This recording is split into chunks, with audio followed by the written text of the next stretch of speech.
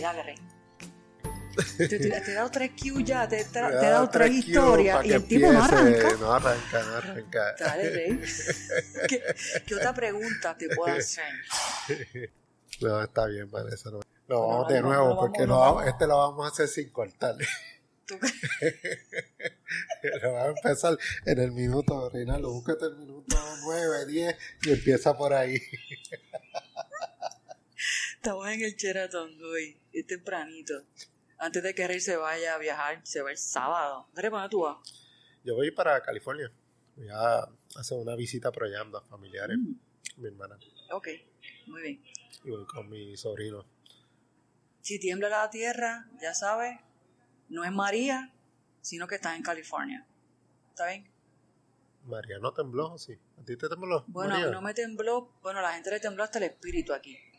Cuando escucharon los vientos y toda la cosa. O sea, a ti no te tembló otra cosa, pero aquí la gente le tembló hasta si la vida. Si tiemblo yo, no es eso, es que está temblando la tierra. Eso es correcto. Muy bien. Eso es correcto. Dale. Muy bien. Mira, Vanessa, esta semana tuvimos un par de cositas interesantes. Sí. En las redes sociales tuvimos varias cositas que nos pasaron de los episodios. Del número 42, que es el de Miguel Corti de Orange Cuts. Hoy me fui a recortar. Yes. Hoy me fui a recortar allí el negocio. Los 4 pelos que tiene Rey, yo no sé qué se va a recortar, pero él dice que se recortó. Sí, me pasé la número 1. Sí, ya estaba pelú. Tenía 5 pelos. Por eso, yo lo tenía 1.5. Sí. Okay. Así que no, fue una experiencia chévere. Noté que ellos con el recorte te incluyen una botella de agua, un refresco, una cerveza, y te preguntan, mira, ¿qué quieres? Una cerveza, y uno está acostumbrado a decir, no. Sí, porque como que no te están recortando, tú dices, no. Sí, así que estuvo interesante eso. Terminé tomándomela después al final, pero no mientras me recortaba. Mira, también nos compartieron esta semana un artículo de Business Insider, Manolo de Cucubano. Porque ese artículo tiene un par de cosas de lo que habíamos hablado en el episodio 41, que el 41 fue el que hicimos con la bióloga marina Fabiola Rivera. Y básicamente ese artículo tiene fotos de lo que son las fincas de corales. Digamos, además que dice, ¿verdad?, la información que en los últimos 30 años han muerto el 50% de los corales. Pero tiene fotos también de las fincas de corales, que lo pone como una de las cosas que se están haciendo para tratar de mitigar todo este problema que hay del calentamiento global y de la muerte de los corales. Y las fincas se está, como hablamos en ese episodio, se está produciendo, y también hay una foto bien chévere de lo que nos explicó Fabiola. Se ve visualmente en ese artículo, así que está de lo más chévere. Lo pueden buscar allí lo puse también en Facebook y en Twitter, así que lo pueden buscar en cualquiera de los dos. Y finalmente quería comentarte que en el día de hoy también participé en el 5º simposio sobre la prevención y control de la contaminación lumínica. Ven acá, ¿tú no trabajas? Yo no trabajé hoy. Ya veo, porque estuviste la libre hoy. Sí. Dale. Y entonces eso me recordó mucho el episodio que hicimos con Eddie Irizarry. Eso fue bien hace un par de meses atrás. Ese es el episodio número 14. Y entonces Eddie nos habla de la contaminación lumínica y cómo hay una relación entre esto y el cáncer. Y en este simposio se habló de eso. Un conferenciante, un doctor de la Universidad de Puerto Rico en Calle, que habló de esa correlación que hay entre la contaminación lumínica y el cáncer, ¿verdad? Y bueno, unas explicaciones bien tremendas de cómo la luz, específicamente la luz azul, que es una de las características de la nueva tecnología LED, cómo eso te interrumpe el ciclo circadiano. Y cómo eso pues te puede causar, ¿verdad?, una correlación con el cáncer. Así que cuando vayan a dormir, gente, pónganse las cosas esas que venden en Walgreens a $2, que se ponen como una máscara uno, y tú quedas totalmente oscuro. Ay, eso es un éxito. Pero mira, eso es muy bueno que la gente esté compartiendo en las redes sociales, así que le agradecemos a todos los que están allí comentando y compartiendo. Y sé que a muchos de ustedes, ¿verdad? Por los comentarios que nos hacen, les gusta mucho esto del podcast y le queríamos pedir que nos ayudaran, ¿verdad? A que el podcast llegara a otras personas. Hay varias cosas sencillitas que pueden hacer para ello. Algo tan sencillo como darle like o compartir o retweet cada vez que hacemos un post en las redes sociales. Sí. Eso le ayuda a la gente que lo sigue a ustedes, que puedan recibir esa información y pues, empezar a escuchar el podcast. Y bueno, también una de las formas más efectivas también es suscribirse y compartirla, decirle a las personas que se suscriban a nuestro podcast para que entonces le llegue la información directamente. Se entrene todas esas loqueras que hacemos y todo ese tipo de cosas. Sí.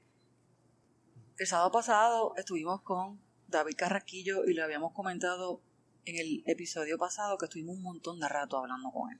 Así que este es el episodio de David Carrasquillo. Esta es la primera parte de toda esa conversación espectacular que tuvimos con él. Tuvimos un ratito, así que sí. quisimos dividirlo en dos episodios, que hoy van a estar escuchando el primer episodio, porque salió más de 2 horas, sí. Y con las introducciones iba a salir 2 horas y cuarto, 2 horas y media, así que no queríamos tener un episodio tan largo. Y era bueno para que sí se vayan programando y lo escuchen en esas dos partes. De este episodio particular de David, yo quiero decirles que esto, cuando lo vayan a escuchar, traten de escucharlo con el crisol de datos históricos y no de la subjetividad. Porque mientras vayan escuchando todos estos temas que hablamos con David, son temas que posiblemente no los escuches por ahí. Y tienen una perspectiva diferente posiblemente de lo que tú escuchas en las redes, de lo que escuchas en los medios, porque hay una información que yo encontré súper valiosa. Te abre la mente, como que te da otra perspectiva de las cosas que están ocurriendo en Puerto Rico, pero con datos. Eso es lo bueno. Y de verdad que esa es la exhortación que hago. Olvídate tú si eres azul, si eres rojo, si eres verde, no importa, mus, violeta, del úgaro, de sidre, del coquí, si eres comunista, si eres chavista, si eres, si qué no sé vota, yo, si no vota. si eres apolítico, si eres ateo, no importa. De verdad que fue bien enriquecedor el montón de cosas que hablamos. Y esa entrevista fue de cierta, como dice, de cierta profundidad. Se tocan conceptos básicos, especialmente de la planificación, ¿verdad? Empezamos por ahí por la planificación y después nos vamos introduciendo en otros temas del diario vivir y del Puerto Rico de hoy. Y en este episodio específico empezamos por allí y vamos como que evolucionando y zonificaciones y usos de terreno y vamos llegando poco a poco hasta que llegamos a donde la Junta de Supervisión Fiscal o Junta de Control Fiscal, como usted la quiera llamar, y estuvo súper interesante, así que yo creo que nuestro público va a disfrutar mucho del episodio que le tenemos hoy. Mire, le voy a dar un ejemplo.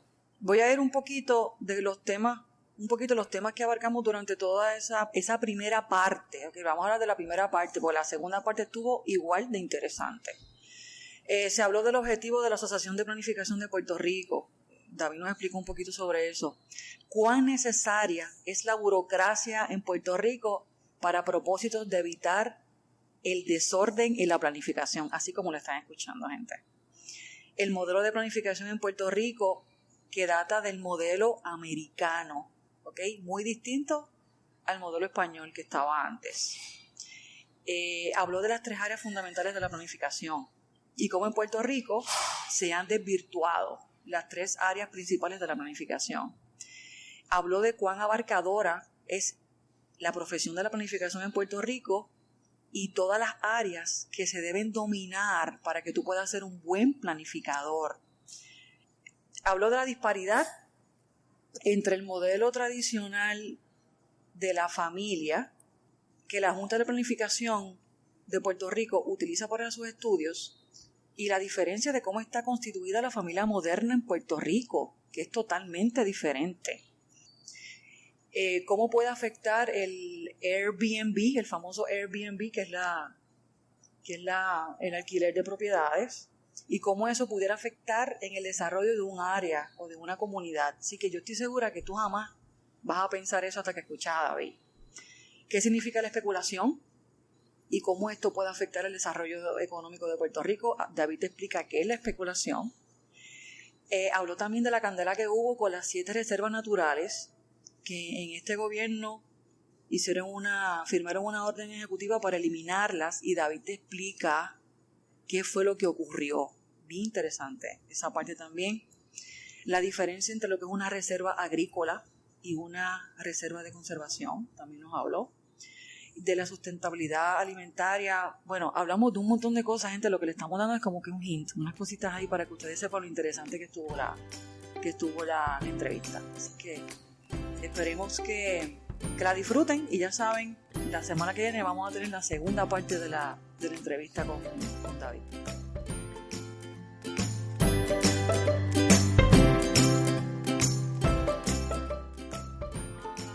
Abriendo latas de cerveza, ¿sabes? Matando mosquitos, eso es Algares, ¿tú sabes cómo es esto? Sí. Algares. Hoy estamos con David Carrasquillo. David, o sea que tú eres planificador. Sí, dentro de los planificadores pues está la categoría de planificador, punto, que es aquella persona que se graduó de maestría de planificación. Pero en mi caso pues también ya tomé una reválida, así que soy planificador profesional licenciado. Ok, que hay una reválida en Puerto Rico de planificador. Correcto. Es importantísimo salir de eso ahora, especialmente de huracán, porque están contratando muchísimos planificadores, y parte de la reglamentación vigente por ley es que todos los planificadores que están trabajando directamente con todo lo que tenga que ver con ordenación territorial o en la redacción de planes tienen que ser licenciados. Parecido a los ingenieros. Sí, casi igual. Sí. Mira, ¿y cuál es la diferencia de la Sociedad Puertorriqueña de Planificación y la Junta de Planificación de Puerto Rico? Pues la Junta de Planificación es una agencia gubernamental, la cual está adscrita o estaba adscrita directamente a la oficina del gobernador. Hace un mes, después de que se hizo la reorganización de las agencias, pues ahora está debajo del Departamento de Desarrollo Económico, lo cual es una atrocidad. Sí, se supone que la Junta de Planificación sea una agencia asesora directamente del gobernador, en donde involucre o integre todos los componentes económicos, sociales, ambientales y de acceso. O sea que también ellos, además de asesorar al gobernador, son las personas que hacen los informes de esas 3 categorías todos los años, están a cargo del plan de uso de terreno, están a cargo de los planes sectoriales, y son los llamados a ser los manejadores y custodios de toda la información de Puerto Rico. Sí, me imagino que lo que te estás refiriendo es que si ellos están a cargo del plan que tanto brega con el desarrollo como protección del ambiente, el uso de los terrenos, pues si los pones debajo de uno de esos áreas, pues ¿verdad? No van a ser neutral. O sea, definitivamente si están debajo del Departamento de Desarrollo Económico, pues el criterio económico va a ser mucho más pesado que los otros 2. Ya en un ambiente donde ya no era justo como quiera. O sea, incluso cuando estaban adscritos a la oficina del gobernador, el componente económico era mucho más pesado desde el inicio. Y eso ha llevado muchísimas malas decisiones. Entonces, la Sociedad Puertorriqueña de Planificación es una organización sin fines de lucro con un carácter bastante peculiar en Puerto Rico, porque es la única organización sin fines de lucro que a la misma vez es la organización representante de un gremio.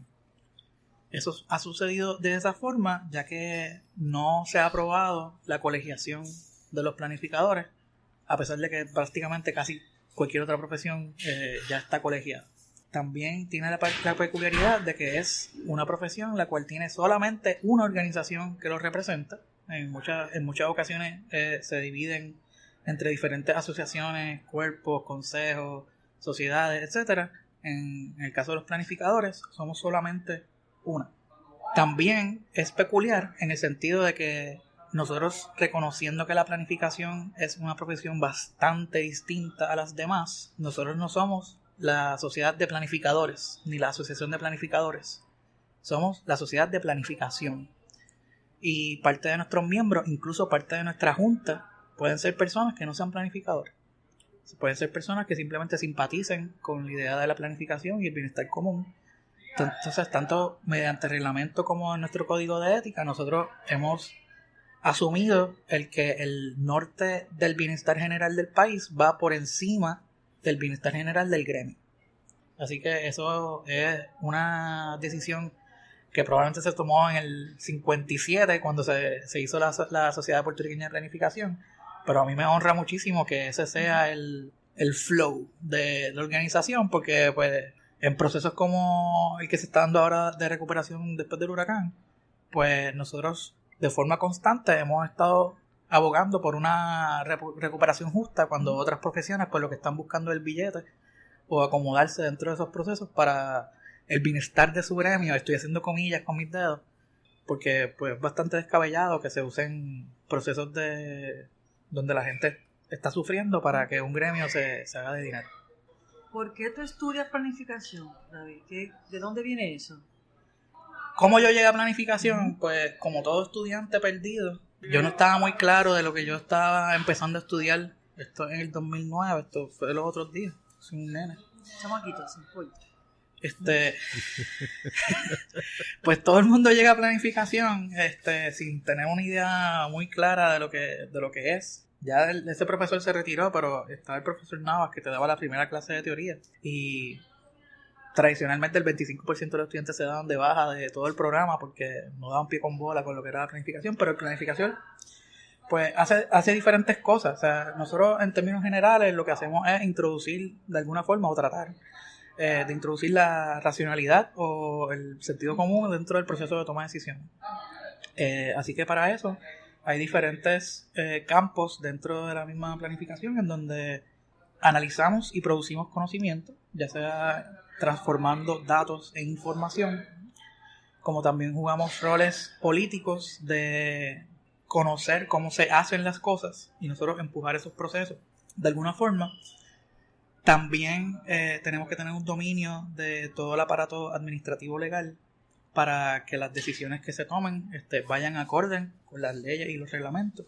Y el lado que más a mí me gusta es el lado que se le llama advocacy, que es el reconocer cuáles son las poblaciones con mayor vulnerabilidad o necesidad en la sociedad, reconocer cuáles son las fallas o las necesidades que ellos tienen de llevar sus reclamos, y entonces como planificador simplemente apoyar ese proceso. O sea, no apoderarse del proceso y llevar la bandera a uno, sino darle las herramientas a las comunidades y a las personas para que ellos mismos puedan llevar esos procesos dentro de la dificultad que la burocracia ha creado. O sea, que eso viene, no era desde chiquitito. Tú entraste en planificación cuando estás en la universidad. Pues cuando yo era chiquito yo no sabía lo que era un planificador. De hecho, yo terminé el bachillerato y no sabía lo que era un planificador. O sea, yo no sabía que esa profesión existía. Pero sí, desde chiquito, yo sí sabía que quería como que saber muchas cosas. O sea, estaba hablando con una persona que hizo 3 bachilleratos sin sentido alguno. O sea, yo hice primero ciencias políticas, pues hice historia, hice filosofía, fui a derecho. Entonces en derecho fue que yo dije, me gusta, pero no me imagino siendo abogado. Entonces ahí fue que cambié a planificación. Y de hecho, o sea, mi visión de planificador, que si yo diera una clase de teoría, yo le añadiría un quinto componente a los 4 que expliqué, que es que la planificación sí tienes que dominar los procesos burocráticos para tomar las decisiones correctas, pero yo le añadiría, después de mi experiencia como 5 años siendo planificador de un municipio, es que también el uso de la burocracia es para suavizar o entorpecer algunos procesos también, y eso es necesario. O sea, en un mundo en donde los chavos y el billete es el que mueve las cosas, tiene que existir una burocracia manejada por gente con algún tipo de conciencia social para evitar que las cosas como proyectos de construcción que no deben ser, como permisos que no se deben otorgar, muchas cosas, entorpecer eso. O sea, y crear burocracias a veces absurdas para que no se den. O sea, por ejemplo, para mí el proceso de revertir una reserva natural o el proceso para cambiar la calificación de terreno de una zona pública, eso tiene que ser un proceso de una participación ciudadana tan y tan absurda que sea un detente para cualquier persona que lo quiera hacer. Muy interesante, ¿no? siempre había escuchado la burocracia como un término negativo. Nunca lo había escuchado como un término utilizado de forma positiva. Y me imagino que sí, ¿verdad? Uno de los planteamientos que uno se hace es cómo tú balanceas todos estos intereses, el interés económico con el interés social, el bienestar de las personas, los intereses ambientales, conservación de la naturaleza. Y nunca se me ha ocurrido tener la burocracia como una de esas contestaciones de cómo balancear. Porque mucha gente se utiliza al revés. ¿Cómo tú obstaculizas el reclamo de los derechos de la gente con burocracia para que ciertos intereses puedan hacer lo suyo sin problema? Esa es la dualidad y la doble navaja de la planificación, de que se nos echa la culpa de todas las decisiones del país cuando no necesariamente es así, porque muchas veces es la falta de la incorporación de la planificación a los procesos. Y para dar un dato, para sustentar lo que estoy diciendo, ¿cuánto ustedes adivinarían que es el % de Puerto Rico que está construido? Que incluye edificaciones, carreteras. Yo tengo 20%. O sea, gris versus verde. O 20%, por ahí, 25%. Más bajito. Más bajito. 10. 12. 12%. O sea, un 12% de Puerto Rico está construido y el 88% es verde. Entonces, uno piensa, wow, pero hay espacios verdes más allá del yunque continuos. Y la respuesta es no. La falta de orden y la falta de un proceso lógico de cómo desarrollar Puerto Rico ha creado un caos en donde nosotros tenemos más millas cuadradas de carretera que cualquier otro lugar en el planeta Tierra y tenemos un desparramo urbano de construcción, de cemento, de concreto absurdo para la percepción humana. O sea, de hecho me sorprende que hayan dicho 20% porque siempre todo el mundo me dice, pues 80, 85, 90. Pero si hubiese habido un plan de uso de terreno desde un inicio, se hubiese... De hecho, o sea, es irónico que la planificación urbana de Puerto Rico era mucho mejor durante el dominio español, pues, cuando los americanos intervienen. Entonces, hay una queja constante en la percepción de la gente y en toda la reglamentación que se ha aprobado en los últimos años, especialmente en todo lo que tiene que ver con permisos, de que el proceso para gestionar permisos es sumamente lento, de que no se puede hacer, etcétera, etcétera. Pero piensen por un segundo, toda la construcción que ha pasado de 1952 hasta ahora. ¿Cómo llegamos a este punto si de verdad los procesos son tan lentos? Pues yo argumentaría de que no son lo suficientemente lentos. Sí, estoy de acuerdo de que hay que reformarlos para que sean más accesibles para la gente y que respondan a las necesidades de las personas para salir de la dependencia del carro, evitar la contaminación, etcétera, etcétera, etcétera. Pero decirte que el proceso es demasiado difícil, pues yo creo que no hay ningún tipo de evidencia que soporte eso. Lo que tú mencionas, tú lo puedes palpar. Cuando tú vas a un casco de un pueblo, tú ves una organización que no ves cuando sales de ese casco del pueblo. Tú vas al Viejo San Juan y ves una organización, ¿verdad? Ves esa planificación que hubo. Eso fue una ley. Era una ley de la corona española que se llamaba la Ley de Indias, de cómo se iban a hacer todos los desarrollos urbanos en las ciudades de la conquista española. O sea que hay un diseño bien específico de cómo se diseña la plaza, está el ayuntamiento, la iglesia, la escuela, las casas que están alrededor de la plaza. Y hasta el día de hoy yo creo que la gente se siente muy cómoda con ese diseño. Sí. E inclusive no tan solo la organización de la ciudad, sino también las estructuras y la arquitectura que así tú lo ves y hace más sentido. Hace más sentido de lo que había, ¿verdad? Tú vas a un sitio en el Viejo San Juan y te vas a una plaza de esas internas y hace un fresco increíble y te dice, bueno, yo me voy a otro sitio, a una urbanización y hace un calor brutal, diablo, exacto, ¿verdad? Con el sol y el asfalto sí, o sea, son cosas que se pensaron para el Caribe, o sea, son techos de más de 8 pies, que es lo estándar ahora por los parámetros de construcción modernos. Son estructuras que usan siempre la ventilación cruzada. ¿Y a qué tú le adjudicas, verdad, que esa planificación en tiempos de Estados Unidos y especialmente después de los 50 no haya sido la mejor? ¿Es que no hay la teoría o qué ha ocurrido? Son muchísimas cosas, pero para tratar de aterrizar en dos, Primero, la visión de lo que es o debería ser la construcción. Antes, cuando se hablaba de construcción, pues el factor de viabilidad pues no existía. O sea, se construía porque había una necesidad de construir y porque se entendía que lo que se fuera a construir tenía que ser duradero. Así que muchas veces las construcciones eran financiadas por la corona, o sea, de que era una inversión que ellos hacían para que los pueblos y la ciudadanía pues pudieran gozar de eso. Incluso la tenencia de esas edificaciones que se construyeron originalmente pues casi siempre eran de la iglesia, lo cual en el contexto de Puerto Rico es sumamente interesante pues, conocer esa historia, porque muchas veces esas grandes latifundios que le pertenecían a la iglesia pues son lo que hoy son propiedades muchas veces municipales o comunitarias. O sea que hay un vínculo directo en que el Estado se responsabilice por diseñar y ofrecer unos servicios a la gente, vinculado con que esos espacios se mantengan con usos dirigidos a las personas. En el esquema moderno, en donde la coste efectividad es el único criterio para decidir si construir o no, de que se le pueda sacar profit, pues entonces eso imposibilita que el uso de esos espacios o edificaciones pues respondan a las necesidades de la gente, sino que responde simplemente a que genere dinero. Así que cuando se abandona un espacio, que eso es un tema que es central en toda esta discusión, nosotros estamos hablando de que hay 325,000 unidades de vivienda vacantes, y estos son con los datos de 2015. O sea que después del huracán yo estoy seguro que estamos llegando a las 350,000. Y entonces tenemos esas unidades de vivienda en donde tenemos a una población que está exigiendo vender esas viviendas a un precio que nadie puede comprar. Y si aparece alguien que lo compre, pues le va a dar un uso comercial, porque tiene que gastar chavo en comprarla, rehabilitarla. O sea que nadie va a gastar esa cantidad de dinero para después hacer un centro común. Así que ese es el primer factor, yo creo que hace una diferencia, el factor de coste efectividad y duración, la visión de por qué se construía. Y la segunda sería las aspiraciones o expectativas de vida de las personas.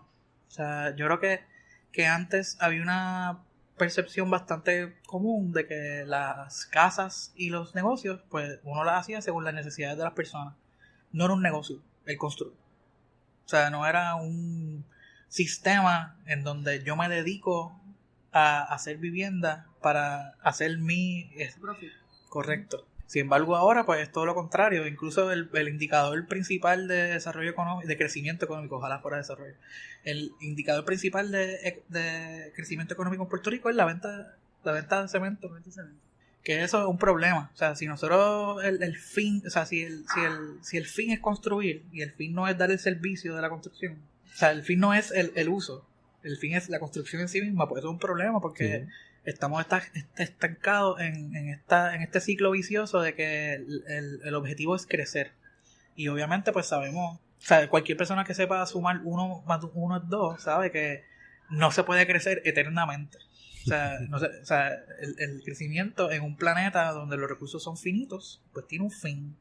Y el crecimiento económico, y esto no es solamente en Puerto Rico, sino en el mundo, donde ya la economía no está vinculada en lo absoluto a la producción de bienes y servicios, sino que tenemos mercados secundarios y apuestas y todas estas herramientas financieras que se han inventado, pues ya pues perdimos el norte por completo de qué es lo que debería ser. Y en el caso de Puerto Rico, pues las capas de complejidad pues son absurdas. O sea, con el coloniaje y con todas las infraestructuras y andamiajes que se han hecho para tratar de meter con un marronazo esa lógica de profit, cuando ya pues los costos sociales y éticos ya no aguantan más. Que como tú definas las cosas, hace mucho impacta el resultado que tú obtienes. Si tú defines, ¿verdad? A pesar de todo somos entes racionales, ¿verdad? Y somos muy buenos cumpliendo con las metas que nos ponemos, pero hay que ver qué metas tú te vas a poner.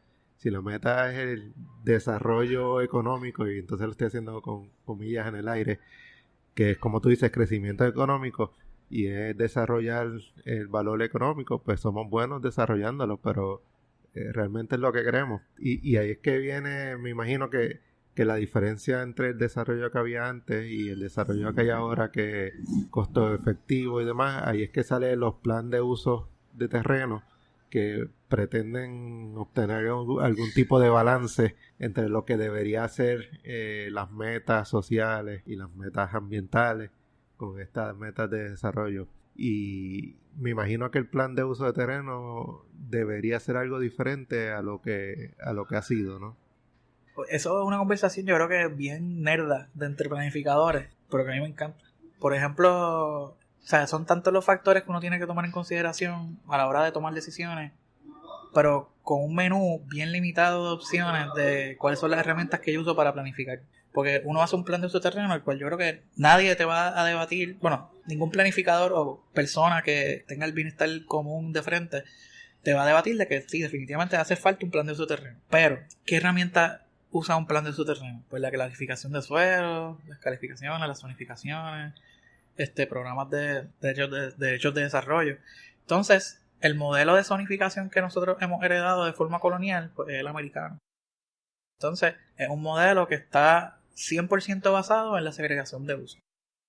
Entonces, cuando tú ves la dependencia del carro y tú ves que eso inevitablemente te lleva a un modelo en donde la residencia está en un lugar, los comercios están en otro, pues hay unas cosas que inherentemente, de forma casi invisible a la gente, están inscritas en la forma en que la gente se va a organizar como sociedad. Entonces eso te invita o te obliga a tener un carro. Está basado en la lógica de una familia tradicional, porque para tú poder hipotecar ese modelo de casa, pues tiene que haber 2 ingresos. ¿No? Un ingreso normalmente no da. Los servicios básicos de lavar la ropa, cocinar, guardar cosas, que ese modelo de casa lo da, pero lo da solamente si tú te inscribes en este modelo de familia tradicional, de que te casaste con la persona, tienes 2.5 hijos, tienes el Golden Retriever, tienes tiempo para podar la grama, ese tipo de cosas. Sin embargo, pues cuando tú empiezas a ver todas las poblaciones que existen en Puerto Rico que no cuadran con ese modelo, pues no estamos hablando de una minoría, estamos hablando de la mayoría de la gente. En San Juan nada más, el 65% de la gente vive solo. Sin embargo, el 70% de las unidades de vivienda son de 3 cuartos y 2 baños. O sea que nosotros tenemos una cantidad sustancial, pero sustancial, la mayoría de la gente viviendo en casas que no están diseñados para ellos. Viviendo su vida en un lugar que no está diseñado para ellos. En donde ellos probablemente o no tienen el tiempo para cocinar, o tienen que ir a un laundromat en carro para poder lavar la ropa, en donde no tienen un lugar de cuidado de niños cerca. Entonces esos servicios que deberían ser a una escala comunitaria no existen. O sea, siempre son a una escala macro comercial, porque esa es la única forma de hacerlo lo suficientemente rentables para que paguen los suficientes patentes, para que paguen los suficientes impuestos, para que aporten al macro, al orden establecido. O sea, que sigue siendo un ciclo de esto es de esta forma para que pueda seguir siendo de esta forma. Entonces, no superamos eso. Sí, lo que me estás diciendo es que lo que yo estaba planteando no es cierto, no es un contrapeso al desarrollo, no, es parte de esa estructura y de ese diseño, porque al dividirlo en las zonificaciones y la división de los usos, pues te está impulsando hacia una forma. Que si nos vamos a la realidad del puertorriqueño, de lo que son la gente hoy en día, necesitamos un esquema diferente. Correcto. Que, o sea, de que hecho, las zonificaciones sean otra cosa, que los usos sean otra cosa. O sea, se tiene que cambiar radicalmente. Sí. O sea, y incluso las mismas zonificaciones y los planes de uso de terreno son los que le otorgan valor a los terrenos. O sea, en el momento en donde yo cambio la zonificación de conservación a comercial, pues eso significa que yo puedo explotar más ese terreno. Así que le sube el valor. En un mundo en donde por lo menos los planificadores queremos sí la densidad, nosotros sí queremos el que haya menos desparramo urbano, pero de forma accesible. O sea, no puede ser que la promesa que se hizo en el 1952 de un Puerto Rico moderno y de progreso, o sea, lo que sea que sea eso, se haga, pero se haga solamente para un sector de la población. Sí. O sea, si tú vas a prometer ciudad, porque en eso es lo que la promesa de la modernidad se encarna en las ciudades. Entonces, esa promesa de servicios de salud accesibles, transportación accesible, restaurantes, cuido, servicios, cosas, o sea, recreación, pues eso solamente se puede dar en un contexto urbano. Eso sin duda alguna. Pero si el esquema está hecho para que esa promesa solamente esté accesible a la gente con mucho capital, pues no estamos cumpliendo con lo que se supone que hagamos. Y definitivamente la planificación, a pesar de que es un paso hacia adelante, yo creo que el que haya reconocimiento de que tiene que haber algún tipo de intervención para que las disparidades y las desigualdades no se sigan incrementando, eso es un paso hacia adelante. Pero, o sea, yo por lo menos críticamente hablando, pues sé que las herramientas existentes pues tienen muchísimas limitaciones. Obliga la pregunta. ¿Hay alguna instancia que tú hayas visto en algún país del mundo que sea un sistema de planificación o de uso de terrenos que sea más afín con las necesidades que tiene Puerto Rico, ¿verdad? El 65% vive solo. Pues yo trato muchísimo de mantenerme lejos de recetas, porque siempre hay elementos que uno puede jalar de aquí, jalar de allá, pero siempre todo tiene su contexto y hay cosas que se pueden dar en un espacio y no se pueden dar en otro. O sea, porque, por ejemplo, cuando uno entra a ese campo, uno se da cuenta de que los mejores sitios planificados urbanos, pues también son sitios donde hay menos participación ciudadana, hay dictadura o hay gobiernos de derecha. Eso pasa mucho. Por ejemplo, en este país que nos comparan a cada rato con él, Singapur. Singapur, sí. Singapur tiene un proceso tiene un estilo de vida, específicamente en el tema de vivienda, sumamente accesible. Sumamente accesible. Todo el mundo tiene una vivienda digna, en un lugar céntrico, con servicios alrededor, pero no son los dueños de la vivienda, el dueño es el gobierno. O sea, y yo no estoy diciendo que eso categóricamente sea malo. Simplemente es sumamente distinto a lo que tenemos aquí. Algo que recientemente cuando Guillermo Peñalosa vino a Puerto Rico para hablar de las ciudades 880, que son ciudades diseñadas para una persona de 8 años o de 80 años, y ahí tú tienes pues el diseño para universal. Algo que hicieron en Bogotá, lo cual yo entiendo que este ejemplo en particular lo deberíamos traer a Puerto Rico, es que ellos dijeron, ok, para nosotros tener un desarrollo justo, nosotros no podemos permitir la especulación. Y para no permitir la especulación, pues tú tienes un máximo de una casa adentro de la ciudad. No puedes tener 2. Y esa casa la tienes que vivir. O sea, no puede ser tu second home, nada por el estilo. Y eso es en las zonas urbanas, en donde se han determinado que esas son las zonas donde se va a poner la gente a vivir y se van a hacer estrategias de desarrollo económico. Entonces, pues ahí tú tienes diseños distintos que son de uso mixto, que se ve mucho en ciudades europeas céntricas, que el primer piso es comercial y el segundo para arriba pues son residenciales, casi siempre hasta 5 pisos, porque ya después de 5 pisos pues sin ascensor pues es un poco más difícil. Entonces pues en ese tipo de esquema pues también hay una conciencia generalizada de ofrecer opciones de vivienda a personas de mayor edad, para que esos 5 pisos que estaban subiendo antes pues después tengan una opción en donde sea más terrero y tengan otros servicios de salud y de salud mental y física pues accesible. Algo similar, hubo una ordenanza en San Juan, el viejo San Juan, recientemente, ¿o no? Sí, sé que leí una noticia que hubo ciertas personas que no le gustaban, otras, los residentes del viejo San Juan sí les gustaba, una ordenanza que se hizo para que no pudiera haber especulación en el viejo San Juan. Ok, estamos hablando de Airbnbs. Sí, esto es una historia compleja, porque nosotros sí en Puerto Rico estamos experimentando específicamente en Santurce, Condado, Ocean Park y Viejo San Juan un boom de Airbnbs. Entonces, para aquellos que nos están escuchando que no conocen lo que es especulación. Especulación es cuando una persona que tiene una cantidad sustancial de dinero o la capacidad para adquirir muchas propiedades, porque a veces no se consiguen con dinero, se consiguen con otras cosas. Entonces se convierten en los dueños de estas propiedades, pero no tienen ningún tipo de interés o planes de desarrollar esas propiedades. Simplemente las tienen ahí sentadas, esperando a que adquieran más valor, para que después de que tengan más valor, pues las venden. Eso es especulación. Pues nosotros, desde la aprobación de las leyes 20 y 22, que básicamente lo que hacen es dar unos incentivos contributivos en la isla para inversionistas extranjeros. Pues nosotros hemos tenido un boom de propiedades que están mayormente abandonadas, que se han vendido a estas personas. Y un % ínfimamente pequeño de esas propiedades se han redesarrollado. Pero dentro de esas que se han desarrollado, la gran mayoría, yo me atrevería a decir que como el 90%, son Airbnbs. Entonces, esos Airbnbs, yo acepto que son muchas veces muy prácticos para la persona que está viajando. O sea, yo muchas veces cuando viajo uso un Airbnb, pero sí reconozco como planificador y como ciudadano de Puerto Rico de que son nocivos a la cuestión comunitaria en cualquier lugar.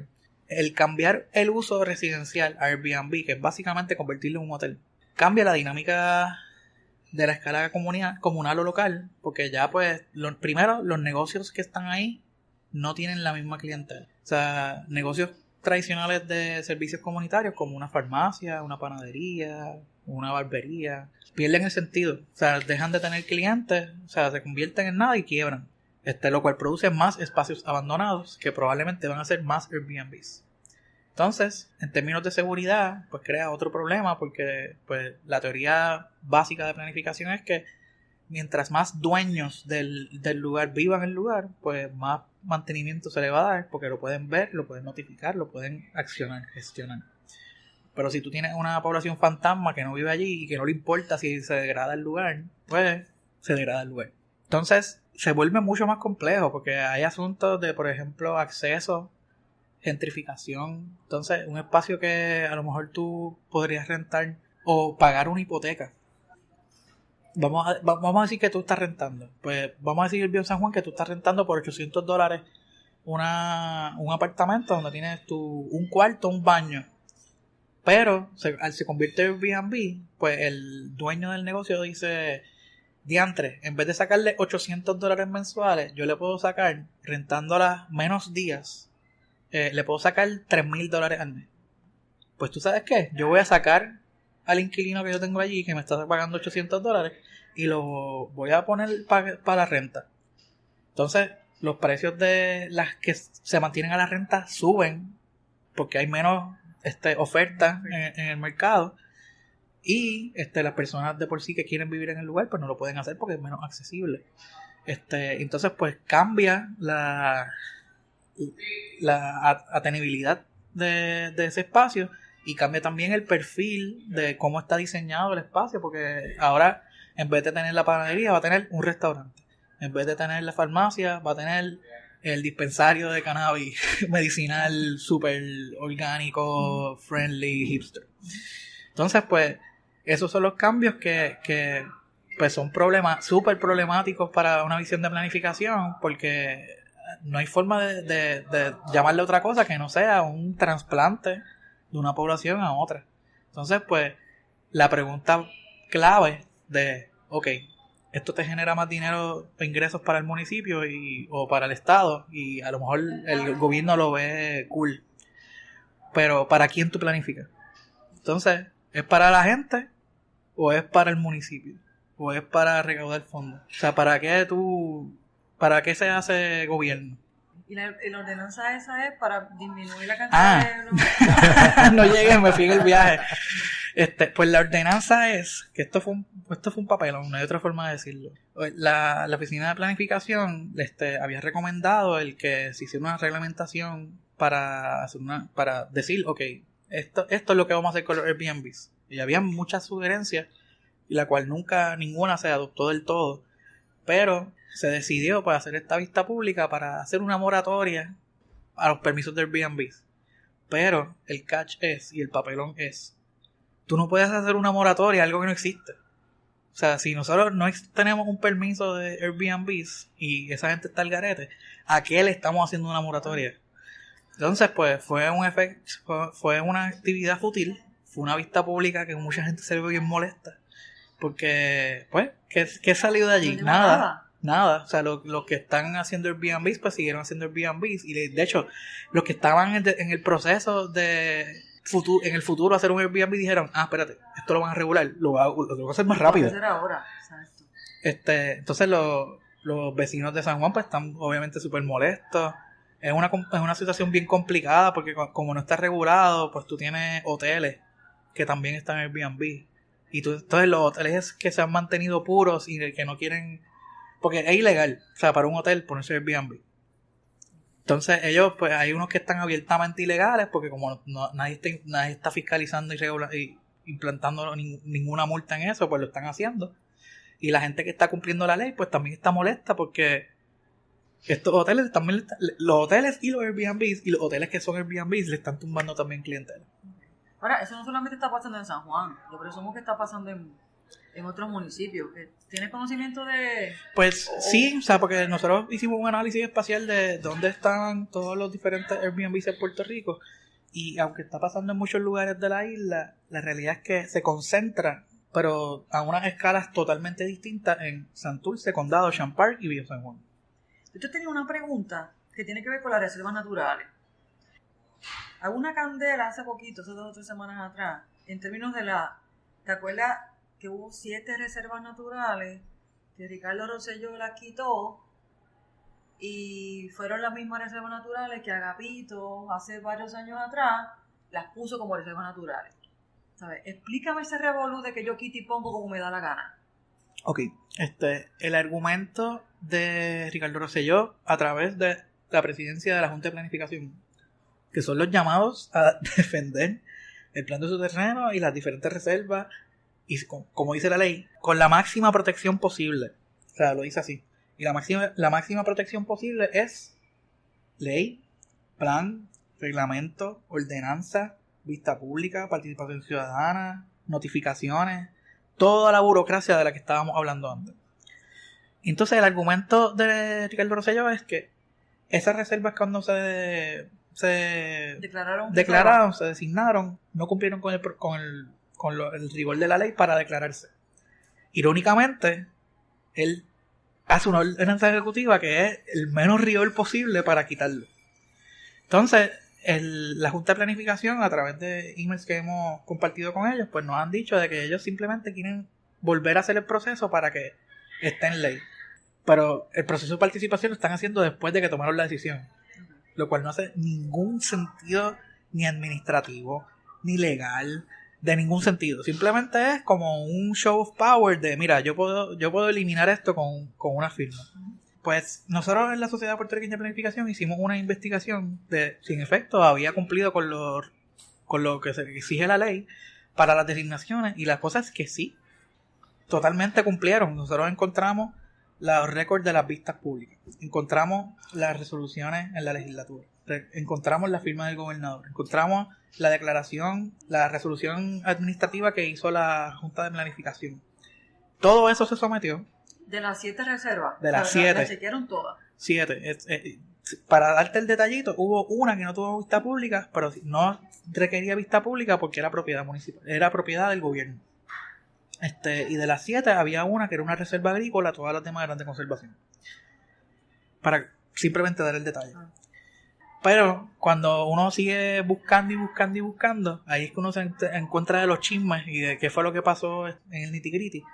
Y lo que sucedió fue que estas vistas públicas, que estamos hablando de procesos de años, porque nominarlo, el que haya una agencia nominadora, el que se hagan los endosos, que tienes que tener las suficientes firmas, el que vaya y se haga el cabildeo, la reunión con la Junta de Planificación, la reunión con el gobernador, la reunión con esto, la vista pública, el anuncio de prensa. Estamos hablando de años de donde cientos y miles de personas participaron de un proceso. Bien denso, una cosa que sumamente denso.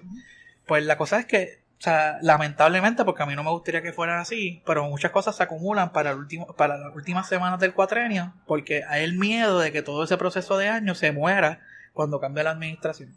Pues la cosa es que se hizo este esfuerzo, el cual a mí me hubiese gustado que se hubiese hecho antes, pero se entregó todo a la fortaleza el día 30 de diciembre.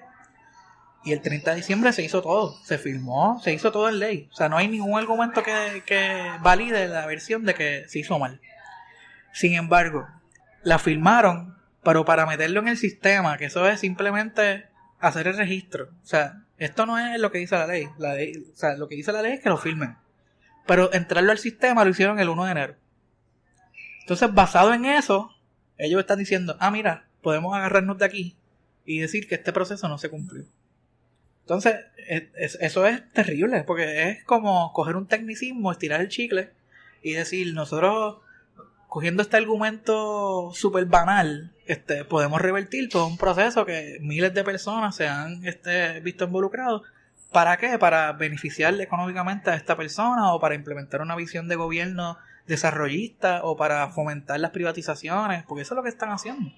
Nosotros ya sabemos que una de esas siete un dueño que es dueño de 2 de esas reservas, compró las reservas, o sea, las designaron. Él compró 2 de esas reservas y ahora cabildeó para que le quitaran la reserva. Lo cual es descabellado, se queda corto. Porque él la compró después de que las designan, lo cual le bajó el valor. Y entonces, mediante sus conexiones con el gobierno, ahora quiere quitarle la designación para que aumenten el valor y entonces venderlas para hacer desarrollo en la playa y cosas así. Para la gente que nos está escuchando, esas 7 reservas quiero mencionarlas. Está Río Camuy, entre Atillo y Camuy, está Punta Cabullones en Ponce, está la Finca Noya en Camuy, está Punta Petrona en Santa Isabel, Punta Guillarte en Arroyo, Playa Lucía en Yabucoa y Mar Chiquita en Manatí. Esas son las 7 reservas de las que David nos acaba de hablar.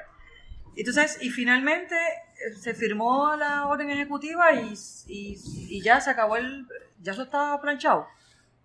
Hay una coalición que, como no está por escrito, no me atrevo a decir todos los miembros de la coalición, pero vamos a decir el sector ambiental.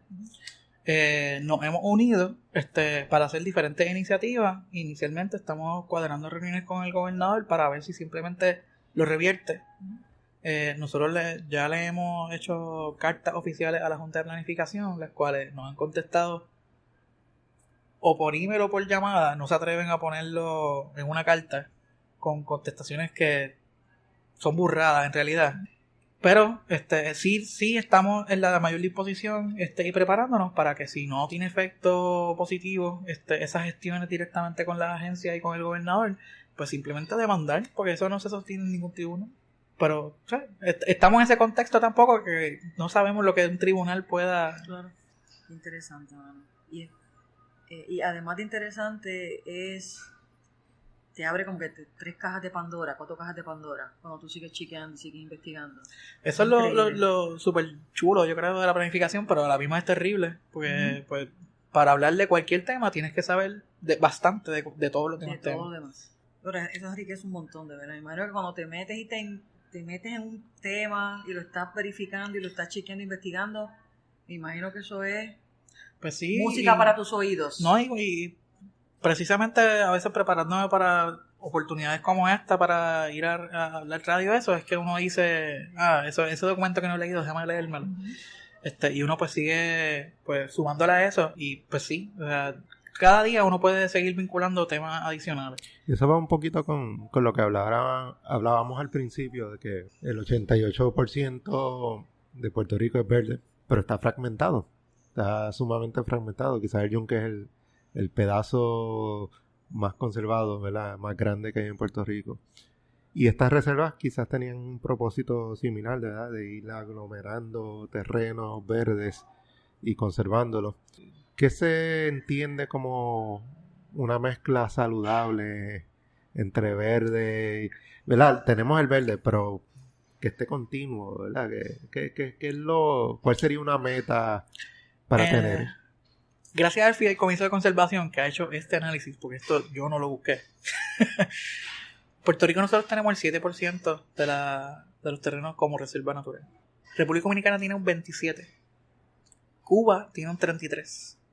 Y Jamaica tiene un 50%. Yo creo que eso es lo que pone en contexto cuáles son las aspiraciones. Entonces, por lo menos el Fideicomiso de Conservación tiene una meta de no sé cuántos años, del 33%. Esa es la meta del Fideicomiso.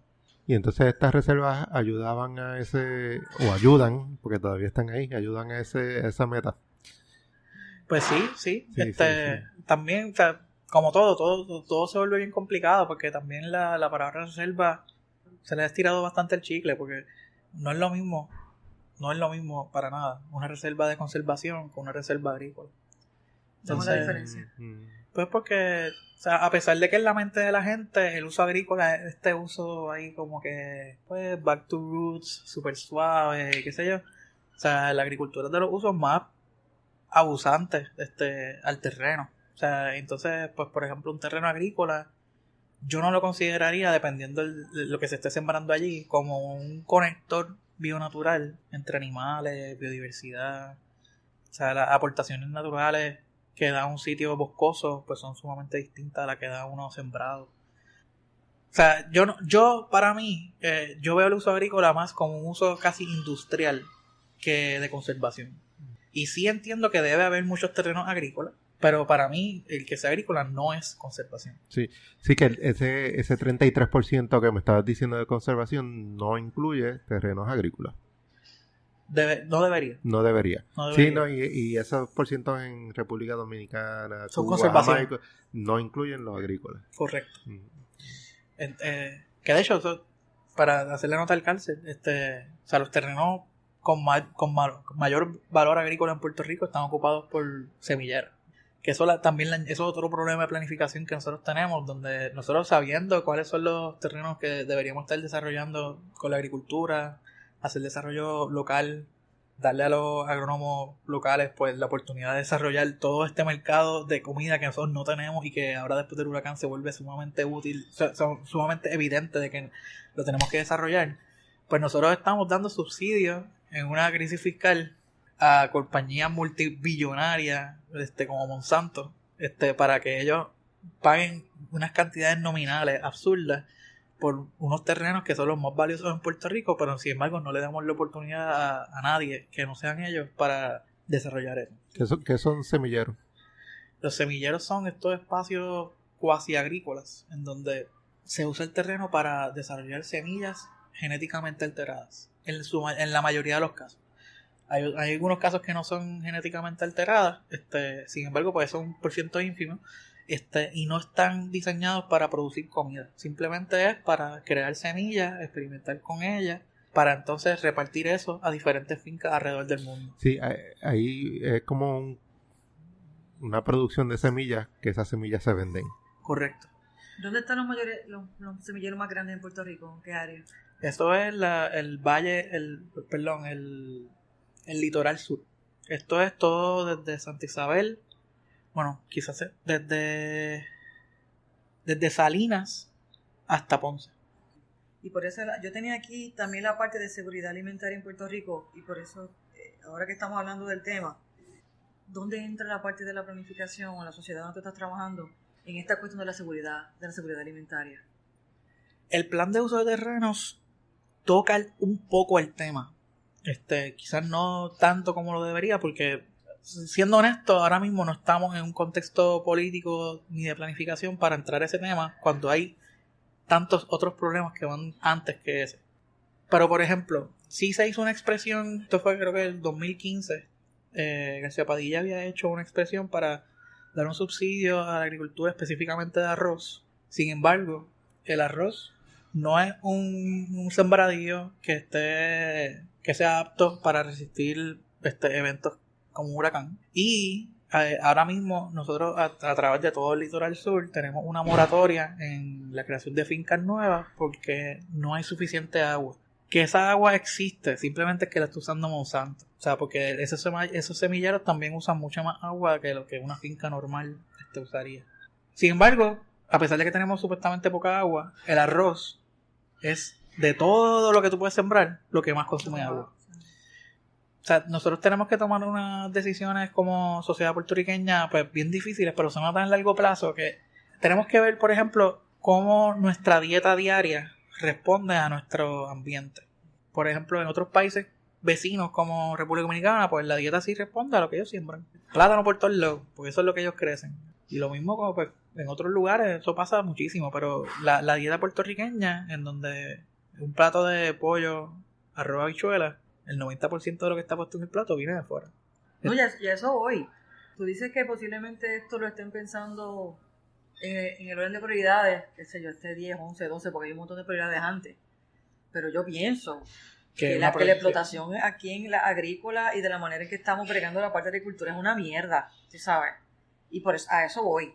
Yo pienso que no se le está dando la importancia ni se le está metiendo mano a esto, porque ¿cuánto es el porciento de las cosas que importamos en Puerto Rico? 88. 88. No, o sea, y yo no estoy minimizando el problema.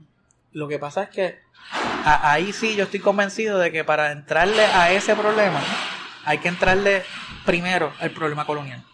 O sea, no hay forma de tú poner un detente cuánto va a ser el ahorro o la coste efectividad del consumidor promedio en comprar cosas si tú no tienes, si tú no te deshaces del Jones Act, si tú no te deshaces de la competencia súper desleal que hay con compañías americanas versus las que están en Puerto Rico, en donde cualquier producto te lo pueden producir por la mitad del precio.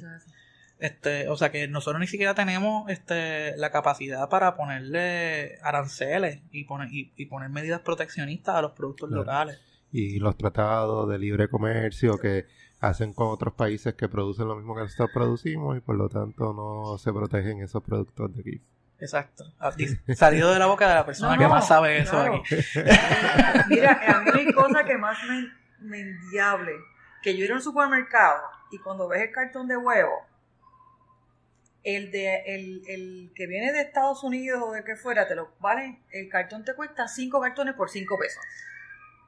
Y el de aquí te cuesta 4 pesos un cartón. Y yo digo, pero y no solamente con los huevos, hay un montón de productos que lo que se produce aquí es extremadamente caro. Entonces tú quieres tratar de como que impulsar la economía puertorriqueña, mano, pero es que los precios están del carajo. Pero citando al gran Efraín Arroyo, ajá. No sé si ustedes han visto el video, pero los huevos de Puerto Rico son más grandes. ¿Sí? Claro que sí. No, y es cierto. Esto va a estar bueno. Es cierto. Y yo te digo una cosa. Yo no compro un huevo de esos blancos americanos ni para el diablo, aunque me cueste 4 pesos el de aquí. Y yo tengo una campaña y yo me lo pueden vender a 5 pesos, 5 cartones, 10 cartones. Y no, yo compro el de aquí, porque es verdad. El huevo de Puerto Rico son más grandes, tú sabes. Y es así, tú sabes, pero sí, estamos en la broma. Fuera de la broma, y te puede pasar con cualquier otra cosa, tú sabes, te puede pasar con cualquier otra cosa. Y a mí de verdad que me molesta. Yo no sé si todavía lo venden, vino como una corned beef, que también la producían en Puerto Rico. Yo no sé si todavía eso está.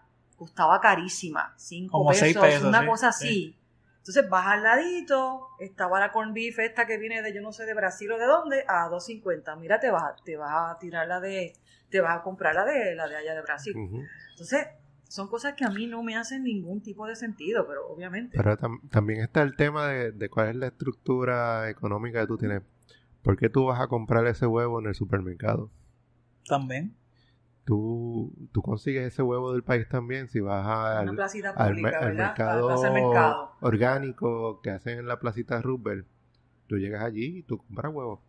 Pero eso es uno de los muchos servicios que está incluido en eso que yo estaba hablando, sí, de los diseños mixtos. O sea, sí, tú deberías tener un mercado, un colmadito que existieron por mucho tiempo, pero ya no se consiguen, en donde te ofrecen todas esas cosas al lado de tu casa.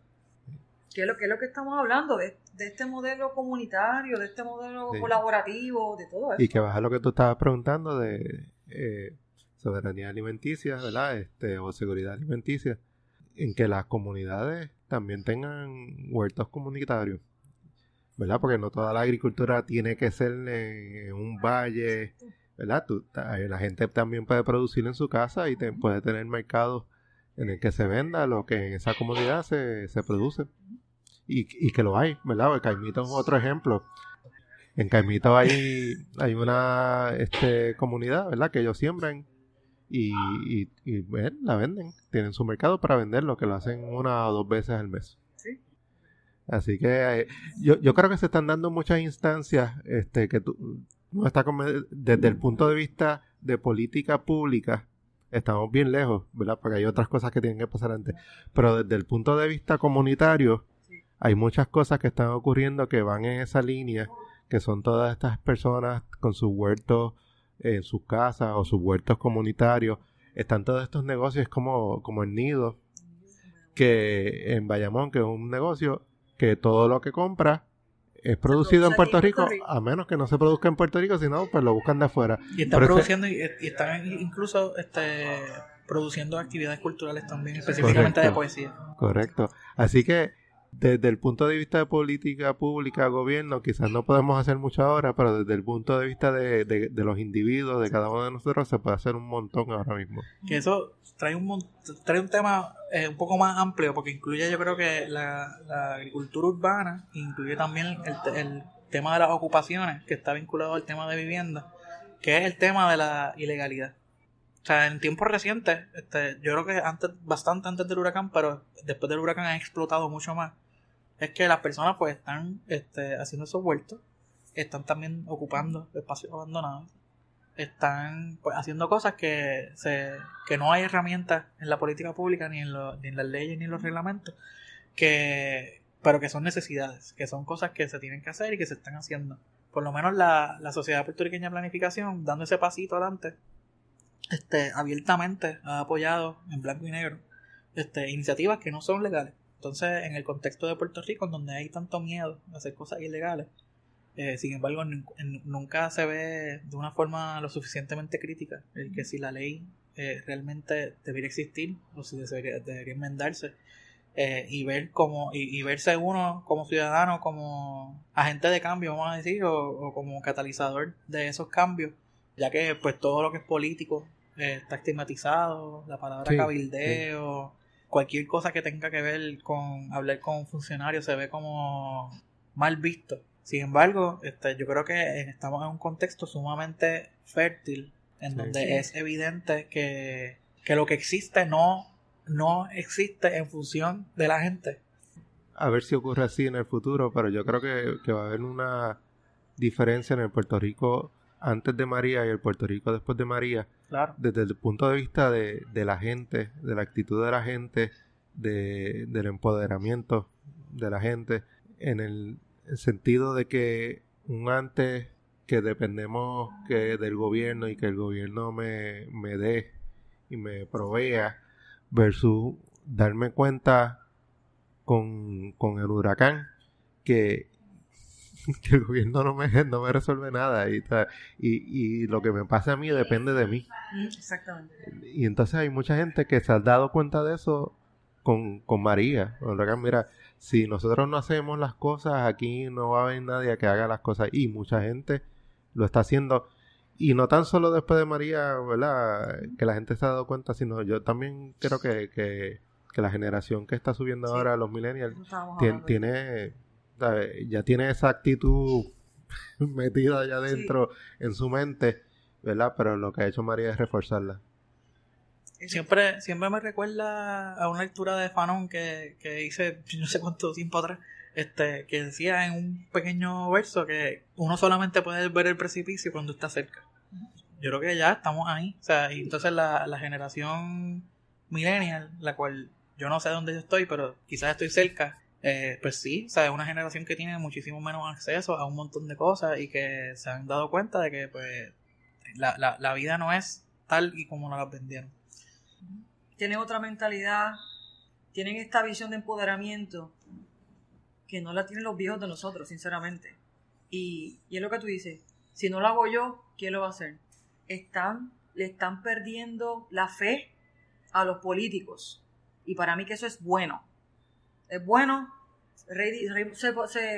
Nosotros peleamos, Rey y yo. Rey dice que la política es buena. Y sí, la política es buena. Lo que es malo es la politiquería. La politiquería. Y la política partidista. Exacto, y eso es lo malo. Pero a lo que me refiero es a que ya este concepto del político, del corrupto, mira, ¿sabes? Ya yo no creo en ti. Ya tú lo que estás diciendo que vas a hacer, no lo vas a hacer, y yo tengo que moverme de otra manera. Y ya como que este fanatismo de colores, azules, colorado, verde, lo que sea, yo estoy viendo que se está despintando. Y yo lo veo bien. Yo pienso que es una manera de generacional que eventualmente va a cambiar a Puerto Rico, porque es que esto va a explotar, como yo estaba comentando ahorita. Esto tiene que explotar en algún momento. Y eso yo lo estoy viendo bien, lo estoy viendo positivo con esta generación que está subiendo, definitivamente. Pues en torno a ese tema, que yo creo que la historia de Puerto Rico, o sea, hay que volver a escribir los libros de historia de Puerto Rico, porque lo que estamos viendo no tiene precedente en ningún lugar en el planeta Tierra. Para ponerlo en contexto, o sea, no ha habido nunca, jamás en la historia, un proceso tan evidente de coloniaje y de la implementación de una agenda de austeridad durante un proceso de recuperación de un desastre natural. Eso nunca ha existido. Nosotros somos los primeros que... O sea, no es la primera vez que experimentan con Puerto Rico, ni será... O sea, ojalá sea la última, pero no es la segunda, no es la tercera. O sea, ahora mismo nosotros somos el laboratorio del planeta Tierra. Entonces, pues, tomando en consideración lo que sucedió, creo que fue ayer, el gobernador había anunciado la aprobación de esta ley en donde le estaba aumentando el salario mínimo a los empleados de construcción en Puerto Rico. Que tuvieron contratos con gobierno. Sí. O sea, no voy a entrar en los detalles de cómo esa medida era medio shady, porque lo era. Pero lo importante de este caso es que, independientemente de los méritos de esa ley, ayer la Junta de Control Fiscal, empoderado por las decisiones de la jueza Taylor Swain, mandó una carta diciendo esa ley no va. Y nos tenemos que acostumbrar ahora al corto plazo de eso es lo que viene. Entonces, en un contexto en donde 7 personas pueden invalidar todas las decisiones de la legislatura, ya le aprueban el presupuesto al gobernador.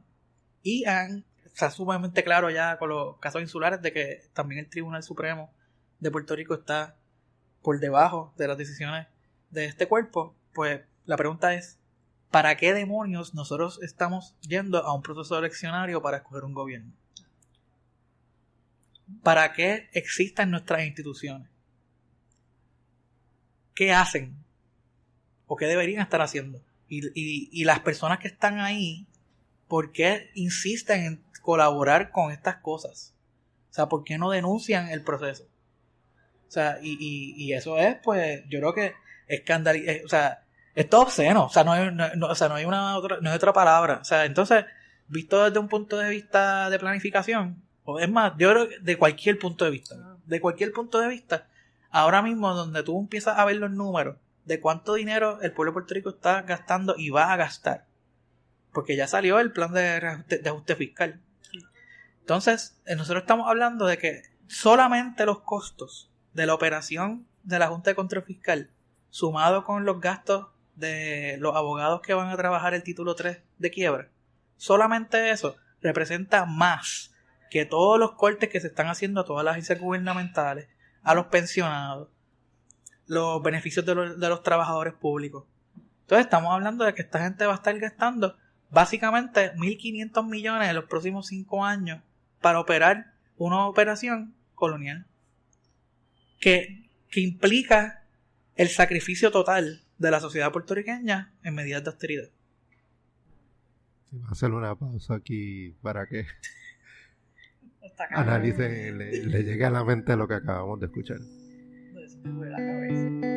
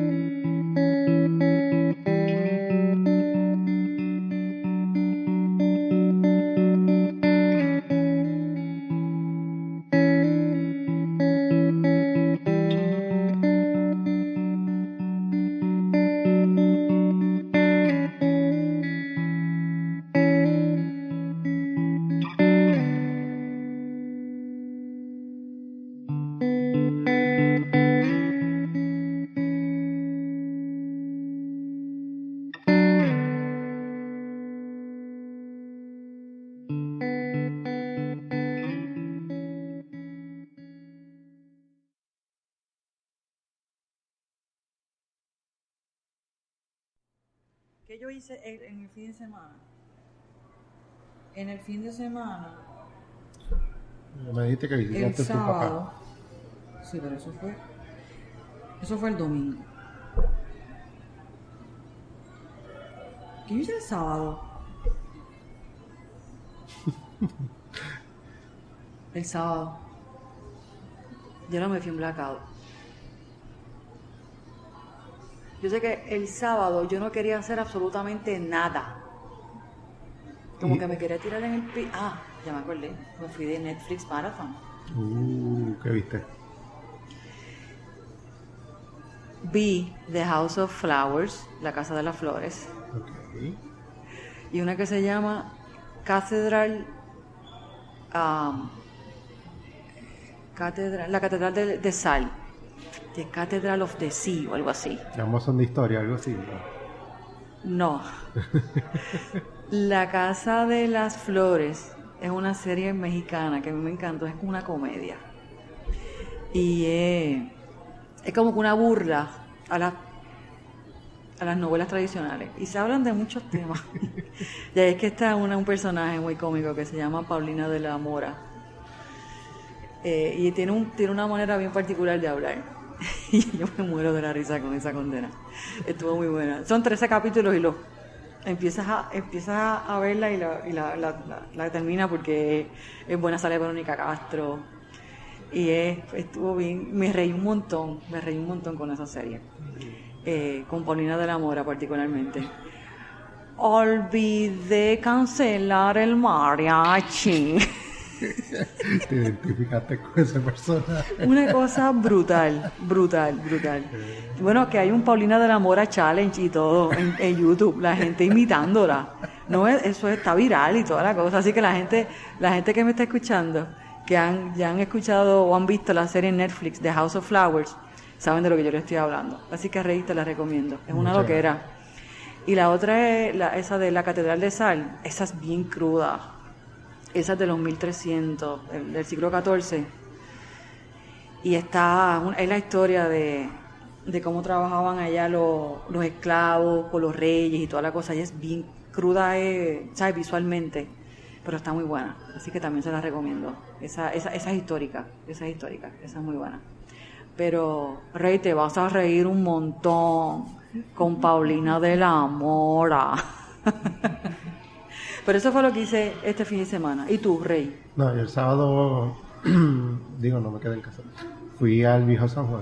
Había una presentación de una escuela de bomba en la Plaza de Armas. Y allí estaba un grupo tocando bombas y había unos nenes, unos niños. Parece que ellos tienen unos estudiantes que son niños de 2 años hacia arriba, que estaban allí bailando bomba. Una chulería. ¿Te acuerdas de la escuela, el nombre? No me acuerdo de la escuela. ¿Y estaban haciendo una presentación de su escuela? Sí. Qué cool está eso. Este... ¿Aprendiste algo, Rey? ¿Te moviste el esqueleto? ¿Hiciste algo? Sí. Okay. Y ya. Muy bien. Todo el mundo me vio. Mira, y entonces el domingo fui al Festival de la Guayaba en Aguas Buenas. Oye, eso está bueno. Por supuesto no vi ni una guayaba, pero fui al Festival de la Guayaba. Y no había nada confeccionado con guayaba. No me digas eso, Rey, porque lloro. Yo fui y di la vuelta por todo el festival de arriba abajo.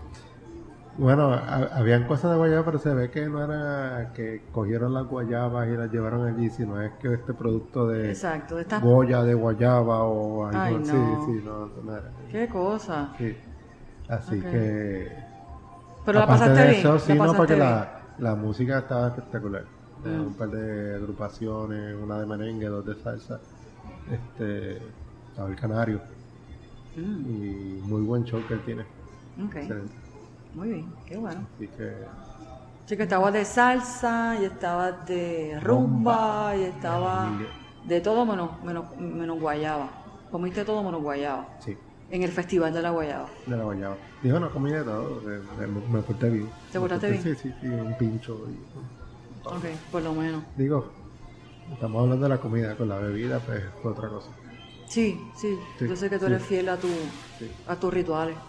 Qué bueno. Que... Me alegro. Sí. Pues eso fue lo que hicimos este fin de semana. Muy bien. Bueno, Vanessa, vamos a hacer la intro.